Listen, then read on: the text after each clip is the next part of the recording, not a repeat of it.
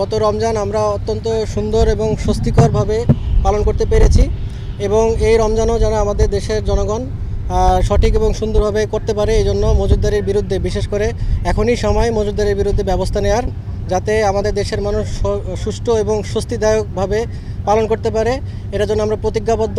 আসন্ন রমজানে অনেক সময় ব্যবসায়ীদের একটা অসাধু তাদের থাকে, প্রচেষ্টা থাকে যে জিনিসপত্রের দাম বাড়িয়ে ফেলার জন্য।